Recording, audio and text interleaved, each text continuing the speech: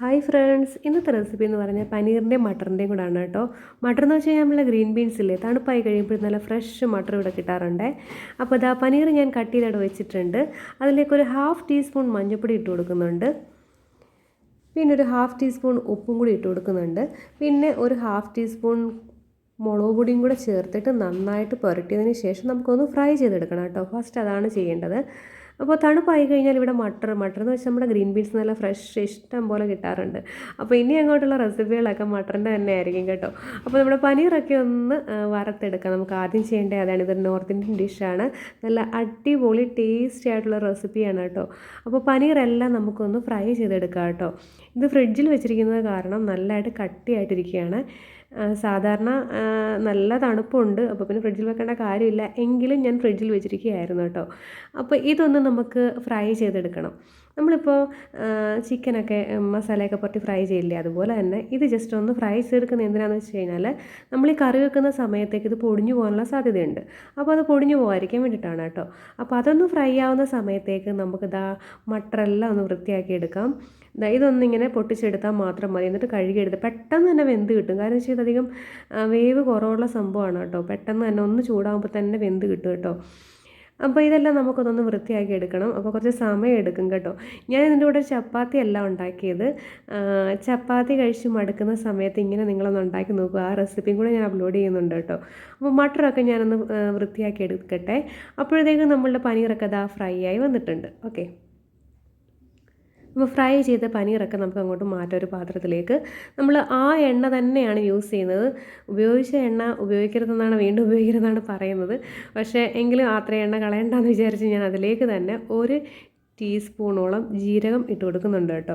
ഈ നോർത്ത് ഇന്ത്യക്കാരുടെ ഡിഷിൻ്റെ ഒരു പ്രത്യേകത ഇതാണ്. ജീരകമില്ലാത്ത ഒരു റെസിപ്പിയും കാണത്തില്ല. പിന്നെ കുറച്ച് ഇഞ്ചിയും വെളുത്തുള്ളിയും ചതച്ചത് ഇട്ട് കൊടുത്തിട്ടുണ്ട്. കുറച്ചെന്ന് വെച്ച് കഴിഞ്ഞാൽ 5-8 അല്ലി വെളുത്തുള്ളിയും ഒരു കഷ്ണം ഇഞ്ചിയും പിന്നെ ഒരു 3 സവാള ചോപ്പ് ചെയ്തതാണ് ചെറുതായിട്ട് അരിഞ്ഞത് ഇട്ട് കൊടുക്കുന്നുണ്ട് കേട്ടോ. പിന്നെ നമ്മൾ ഒരു 2 തക്കാളി നല്ല രീതിയിൽ മിക്സിയിൽ വെള്ളം ചേർക്കാതെ അരച്ചങ്ങോട്ട് വെച്ചേക്കുക. അപ്പോൾ ഇതാ ഈ സവാളയ്ക്കകത്തേക്ക് 1 ടേബിൾ സ്പൂൺ ഉപ്പും കൂടെ ചേർത്ത് ഒന്ന് വാട്ടിയെടുത്തിട്ടുണ്ട്. ഞാനിതിൽ മസാലയൊന്നും ആഡ് ചെയ്തിട്ടില്ല. നമ്മളുടെ ആ പനീർ ഫ്രൈ ചെയ്ത എണ്ണ ആയതുകൊണ്ടാണ് ആ കളർ വന്നിരിക്കുന്നത് സവാളയ്ക്ക്. ഇനിയിപ്പോൾ നമ്മൾ ചേർത്തിരിക്കുന്നത് 1/2 ടീസ്പൂൺ മഞ്ഞൾപ്പൊടി ചേർക്കുന്നുണ്ട്. ഇനിയും ചേർക്കുന്നത് നല്ല എരിവുള്ള മുളക് പൊടി ആയത് കാരണം ഞാൻ 1 ടേബിൾ സ്പൂൺ പോലും നിറച്ച് ചേർത്തിട്ടില്ല കേട്ടോ. അപ്പോൾ നിങ്ങൾക്ക് എരിവ് കൂടുതൽ വേണമെന്നുണ്ടെങ്കിൽ അതിനനുസരിച്ച് ചേർത്തോളൂ. 1 ടേബിൾ സ്പൂൺ കണക്കാക്കി ഞാൻ ഇട്ട് കൊടുത്തിട്ടുണ്ട്. ഇനി നല്ല രീതിയിലൊന്ന് മിക്സ് ചെയ്യുക. ഈ സമയത്ത് പിന്നെ മല്ലിപ്പൊടി ഉണ്ടെന്നുണ്ടെങ്കിൽ ഒരു 1/2 ടീസ്പൂൺ മല്ലിപ്പൊടി കൂടി ഇട്ട് കൊടുത്തേക്കുക. എന്നിട്ട് ആ മസാലയുടെ പച്ചമണം മാറുന്ന വരെ നല്ല രീതിയിൽ തന്നെ ഒന്ന് ഇളക്കി യോജിപ്പിക്കുക കേട്ടോ. ഇളക്കിയതിന് നല്ല രീതിയിൽ തന്നെ അങ്ങോട്ടൊന്ന് ഇളക്കി കൊടുക്കുക. മസാലയുടെ പച്ചമണമൊക്കെ ഒന്ന് മാറി വരണം കേട്ടോ. അതുവരെ ഒന്ന് ഇളക്കുക. ഇനി നമ്മൾ ചേർക്കുന്നത് നമ്മൾ തക്കാളി ഇല്ലേ, അരച്ച് വെച്ചിരിക്കുന്ന തക്കാളി പേസ്റ്റ്, അതാണ് കേട്ടോ. ഒരു 2 തക്കാളി വലുപ്പമുള്ള നല്ല പഴുത്ത തക്കാളിയാണെങ്കിൽ നല്ല രീതിയിൽ പേസ്റ്റ് പോലെ അരച്ചങ്ങോട്ട് ചേർത്തിട്ടുണ്ട്. ഇനി അതിൻ്റെയും കൂടി ഒരു പച്ചമണം ഒന്ന് മാറി വന്നോട്ടെ. അതുവരെ നമുക്കൊന്ന് ഇളക്കി നല്ല രീതിയിലൊന്ന് വറ്റിച്ചെടുക്കാം കേട്ടോ. ഇനി ഒരു ടേബിൾ സ്പൂൺ കണക്കാക്കി നല്ല ഗരം മസാലയുടെ പൗഡർ ഇട്ട് കൊടുക്കുന്നുണ്ട് കേട്ടോ. അപ്പോൾ ഗരം മസാല പൗഡറും കൂടെ ചേർത്ത് നല്ല രീതിയിൽ തന്നെ വീണ്ടും ഒന്നും കൂടി ഒന്ന് മസാലയുടെ പച്ചമണം മാറുന്ന വരെ ഒന്ന് വാട്ടിക്കൊടുക്കുക. പിന്നെ നമ്മുടെ ഫ്രഷ് ആയിട്ടുള്ള നമ്മുടെ മട്ടറില്ലേ, ഗ്രീൻ ബീൻസ്, അതങ്ങോട്ട് ചേർക്കുക. കഴുകി വൃത്തിയാക്കി വെച്ചിരിക്കുന്ന മട്ടറായിരുന്നു. അതും കൂടി അങ്ങോട്ട് ചേർത്തിട്ട് നന്ന രീതിയിൽ അങ്ങോട്ട് ഇളക്കി അങ്ങോട്ട് യോജിപ്പിക്കുക കേട്ടോ. മസാലയൊക്കെ അങ്ങോട്ട് പിടിച്ചങ്ങോട്ട് വരട്ടെ. എന്നിട്ട് ഈ മട്ടർ വേവുന്നതിന് ആവശ്യമായ വെള്ളം, ഓക്കെ, 1 കപ്പ് വെള്ളത്തോളം ഞാൻ ചേർക്കുന്നുണ്ട്. 1 കപ്പ് വെള്ളം ചേർത്തിട്ട് ഉപ്പ് നിങ്ങൾ ചെക്ക് ചെയ്തോളുക. വേണമെന്നുണ്ടെങ്കിൽ ഒരു 1/2 ടീസ്പൂൺ ഉപ്പും കൂടി ചേർത്തോളുക. കാര്യം എന്ന് വെച്ച് കഴിഞ്ഞാൽ നമ്മൾ വെള്ളം ഒഴിച്ചു കൊടുക്കുന്നില്ലേ, അപ്പോൾ അതിനനുസരിച്ച് ഉപ്പും കൂടി ചേർത്തോണേ. അപ്പോൾ നമ്മളിപ്പോൾ മട്ടർ വേകാനുള്ള വെള്ളം കൂടി ഒഴിച്ചു കൊടുത്തിട്ടുണ്ട്. ഇനിയിപ്പോൾ ചേർക്കുക നമ്മുടെ കസൂരി മേത്തിയാണ്. അത് ഞാൻ പല റെസിപ്പികളിലും പറഞ്ഞിട്ടുള്ളതാണ്. നമ്മളുടെ ഉലുവയുടെ ഇലയില്ലേ, അതിങ്ങനെ ഉണങ്ങി വരുന്നതാണ്. അതങ്ങോട്ട് നമ്മുടെ കൈവച്ച് തിരുമ്മി ഒന്ന് യോജിപ്പിക്കുന്നുണ്ട്. ഇനി നമ്മൾ ചേർക്കുന്നത്, സത്യം പറഞ്ഞാൽ ഈ പനീർ ലാസ്റ്റ് ചേർത്താൽ മതി കേട്ടോ. ഞാനിപ്പോൾ ആദ്യമേ ചേർത്ത് പോയി. ഈ മട്ടർ ഒന്ന് പകുതി വെന്തായി കഴിയുമ്പോൾ കുക്കായി കഴിഞ്ഞതിന് ശേഷം മാത്രം നമ്മൾ പനീർ ചേർത്താൽ മതി. ഞാൻ പക്ഷേ ആദ്യമേ ചേർത്തു കേട്ടോ. അതെന്ന് വെച്ചാൽ കുഴപ്പമൊന്നുമില്ല. എങ്കിലും ഞാൻ പറയുകയാണ്, നിങ്ങൾ ഉണ്ടാക്കുമ്പോൾ ഈ മട്ടർ ഒന്ന് കുക്കായി വന്നതിന് ശേഷം മാത്രം. ഈ പനീർ എല്ലാ സൂപ്പർ മാർക്കറ്റിലൊക്കെ കിട്ടാറുണ്ട്.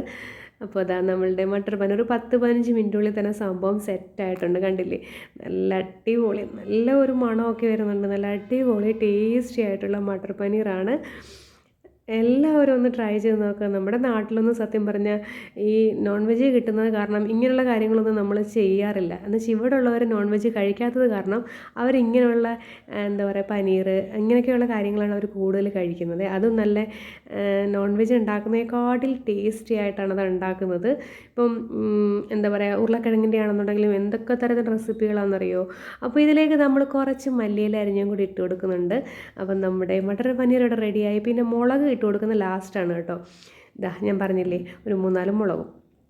ഇത്രയേ ഉള്ളൂ സംഭവം. ഇനി ഞാൻ പറയുന്നത് ഇതിൻ്റെ കൂടെ കഴിക്കാൻ പറ്റുന്ന ഒരു റൊട്ടിയാണ് കേട്ടോ, ചപ്പാത്തി അല്ല. ചപ്പാത്തിയുടെ കൂട്ട് തന്നെ നമ്മൾ ആട്ട കുഴച്ചിട്ട് വെച്ചിട്ടുണ്ട്. ഇനി അതേ വലുപ്പത്തിൽ ഓരോ ഉരുളകൾ അങ്ങോട്ട് എടുക്കുക. നമ്മുടെ ചപ്പാത്തിയെക്കാട്ടിൽ കുറച്ചുകൂടെ വലുപ്പമുള്ള ബോൾസുകളാക്കി എടുക്കുക. എന്നിട്ട് നല്ല രീതിയിലൊന്ന് പരത്തി റൗണ്ടാക്കിയതിന് ശേഷം ഓയിലോ നമ്മുടെ നെയ്യോ എന്തെങ്കിലും ഒന്ന് തേച്ച് കൊടുക്കുക. എന്നിട്ട് ഈ സമയത്ത് നിങ്ങൾക്ക് വേണമെന്നുണ്ടെങ്കിൽ കുറച്ചുകൂടെ സ്പൈസി ആയിട്ട് വേണമെന്ന് തോന്നുന്നുണ്ടെങ്കിൽ കുറച്ച് മുളക് പൊടി അതിന് മുകളിലേക്കൊന്ന് സ്പ്രെഡ് ചെയ്ത് കൊടുക്കുക കേട്ടോ. എന്നിട്ട് കട്ട് ചെയ്തതിന് ശേഷം ഇതാ ഞാൻ കാണിച്ചു തരാം. ഒരു സൈഡ് നമ്മൾ കത്തി വെച്ച് ഇങ്ങനെ ഒന്ന് കട്ട് ചെയ്ത് കൊടുക്കുക. എന്നിട്ട് ഒരേ സൈഡിലോട്ട് ഇതാ ഇങ്ങനെ നമ്മൾ ഫ്ലവറിൻ്റെ ഒക്കെ ഇതിൽ വരത്തില്ലേ, അതേപോലെ എന്നുണ്ടെങ്കിൽ ചുരുട്ടി ഇങ്ങനെ കൊടുക്കുക. ഇത് ഞാൻ നേരത്തെ ഇതുപോലെ റെസിപ്പി അപ്ലോഡ് ചെയ്തിട്ടുള്ളതാണ്. ഇത് നല്ല ടേസ്റ്റാണ് കേട്ടോ. ഇത് നമ്മൾ ആ ചപ്പാത്തി അല്ല, സത്യം പറഞ്ഞാൽ ആ ഒരു മട്ടറിൻ്റെ പനീറിൻ്റെ കൂടെ കഴിക്കാൻ പറ്റിയ ഒരു ഐറ്റമാണ്.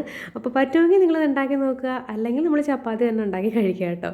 ചപ്പാത്തി കഴിച്ചെന്ന് വിചാരിച്ച് കുഴപ്പമൊന്നുമില്ല, എങ്കിൽ തന്നെയും കുറച്ചും കൂടി ഒരു ടേസ്റ്റ് വ്യത്യാസം വരും ഇങ്ങനെ ഉണ്ടാക്കി കഴിയുമ്പോൾ. പിന്നെ കുറച്ച് ഓയിലും കൂടി തൂത്ത്, അല്ലെങ്കിൽ നെയ്യോ ഓയിലോ ബട്ടറോ എന്താണെന്ന് വെച്ച് കഴിഞ്ഞാൽ തേച്ചിട്ട് അതൊന്ന് ചൂടാക്കി എടുക്കുക. ഇത്രയേ ഉള്ളൂ സംഭവം. നല്ല കിടുക്കാച്ചി ടേസ്റ്റാണ് രണ്ടും കൂടി. അപ്പോൾ രണ്ടും കൂടി ഉണ്ടാക്കണമെന്ന് എന്ന് വെച്ചാൽ അപ്ലോഡ് ചെയ്യണമെന്ന് ഞാൻ വിചാരിച്ചതല്ല. മട്ടർ പനീറിൻ്റെ റെസിപ്പി മാത്രം അപ്ലോഡ് ചെയ്യണമെന്ന് വിചാരിച്ചതാണ്. പിന്നെ ഞാനിത് എന്തായാലും ഉണ്ടാക്കുന്നുണ്ട്, അതുകൊണ്ട് ഞാൻ വിചാരിച്ചു പിന്നെ വീഡിയോ കട്ടാക്കാൻ പോയില്ല കേട്ടോ. പിന്നെ അതും കൂടി കിടക്കട്ടെ എന്ന് വിചാരിച്ചു കേട്ടോ. അപ്പോൾ ഒത്തിരി ലെങ്തി ആയിട്ട് തോന്നുന്നുണ്ടെന്നുണ്ടെങ്കിൽ നിങ്ങൾ മട്ടർ പനീർ മാത്രം ഉണ്ടാക്കി നോക്കുക. അപ്പോൾ മട്ടറും പനീറും ഒക്കെ കിട്ടുന്ന സമയത്ത് നിങ്ങൾക്ക് ഫ്രോസൺ കിട്ടാറുണ്ട്, മട്ടറൊക്കെ നാട്ടിൽ ഫ്രോസൺ കിട്ടാറുണ്ട്. ഇത്ര ഫ്രഷ് ആയിട്ടുള്ളത് കിട്ടാൻ സാധ്യതയില്ലെന്നാണ് എനിക്ക് തോന്നുന്നത്. അപ്പോൾ അതാ നമ്മളുടെ ചപ്പാത്തി അല്ല ഇത് കേട്ടോ. ഇത് എന്താ, എനിക്ക് പേരൊന്നും പറയാനൊന്നും ഇല്ല, അറിയില്ല. കാര്യം എന്ന് വെച്ച് കഴിഞ്ഞാൽ ഇത് പല രീതിയിൽ പല ആൾക്കാർ പല രീതിയിൽ ഉണ്ടാക്കാറുണ്ട്. ഞാനിതിനകത്ത് മസാലകളൊന്നും ആഡ് ചെയ്തിട്ടില്ല. അപ്പോൾ അതാ സെർവ് ചെയ്യാൻ പറ്റിയ നല്ല അടിപൊളി, അതിനോട് സെർവ് ചെയ്യാൻ പറ്റിയ നല്ല അടിപൊളി ഒരു റെസിപ്പിയാണ്. എല്ലാവരും ട്രൈ ചെയ്ത് നോക്കുക. റെസിപ്പികളൊക്കെ ഇഷ്ടപ്പെടുന്നുണ്ടെങ്കിൽ ലൈക്ക് ചെയ്യാനും ഷെയർ ചെയ്യാനും മറക്കരുത്. ഇതുവരെ ചാനൽ സബ്സ്ക്രൈബ് ചെയ്യാൻ കാണുന്നെങ്കിൽ ഒന്ന് സബ്സ്ക്രൈബ് ചെയ്തേക്കണേ. അപ്പോൾ നെക്സ്റ്റ് റെസിപ്പിയുമായി കാണും വരെ bye. Thank you for watching.